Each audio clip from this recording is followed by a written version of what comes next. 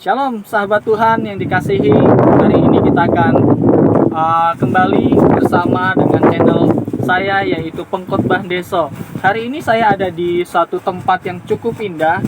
Bagaimana kita melihat ciptaan Tuhan yang luar biasa, alam semesta yang Tuhan jadikan sungguh sangat menyatakan keagungan Tuhan.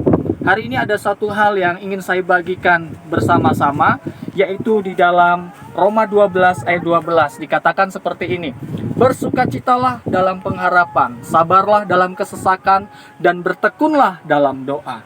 Jadi sesungguhnya Tuhan mau dalam setiap kehidupan kita, setiap orang yang hidup di dalam kasih Allah itu adalah orang yang bersukacita di dalam pengharapan. Jadi tanda orang yang hidup di dalam kasih Tuhan adalah orang yang mampu bersukacita.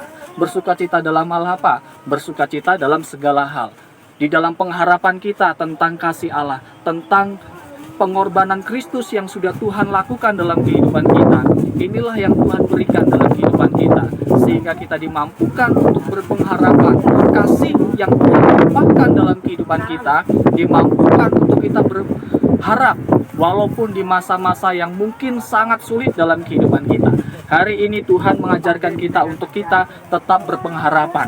Kalau Bapak, Ibu, Saudara-saudara, dan saya hidup di dalam kasih Tuhan, maka kasih Tuhan itu akan mengajarkan kita untuk bersukacita di dalam pengharapan. Sebab pengharapan engkau dan saya adalah pengharapan yang pasti. Sebab Kristus sudah mati untukmu dan untuk saya. Ketika Kristus sudah mati untukmu dan untuk saya, maka kita mempunyai pengharapan yang pasti di dalam Tuhan.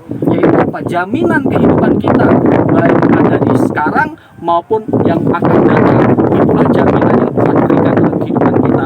Oleh karena itulah Paulus mengajarkan untuk kita untuk tetap bersukacita di dalam pengharapan. Karena apa? Kita adalah orang-orang yang hidup di dalam kasih Tuhan. Jadi yang kedua, orang yang hidup di dalam kasih Tuhan adalah orang yang sabar dalam kesesakan. Sabar di dalam kesesakan yang mengartikan bahwa hidup kita berani menanggung segala sesuatu yang terjadi pada saat hari ini. Tuhan mau kita menjadi anak-anak Tuhan yang sabar. Sabar menantikan pergumulan kita untuk dijawab oleh Tuhan. Sabar menghadapi pergumulan hidup. Sabar menghadapi pencobaan hidup. Karena apa? Karena engkau dan saya memiliki Tuhan yang hidup.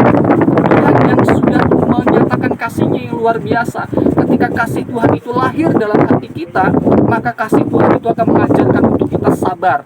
Sabar menantikan jawaban dari Tuhan. Sabar menantikan pertolongan dari Tuhan. Oleh karena itulah firman Tuhan dengan tegas katakan, sabarlah dalam kesesakan. Orang-orang yang hidup di dalam kasih Tuhan adalah orang-orang yang sabar di dalam kesesakan.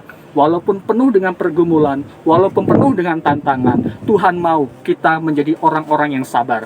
Walaupun di tengah kesesakan sekalipun. Bagian yang terakhir, bagian yang ketiga, orang yang hidup di dalam kasih Tuhan adalah orang yang bertekun di dalam doa.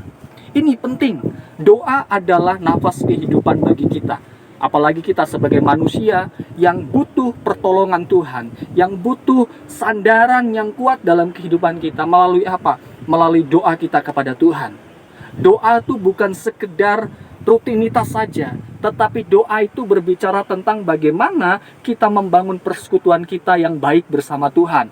Doa adalah bagian dalam kehidupan kita. Doa itu bukan bagaimana cara untuk kita mengubah pikiran Allah.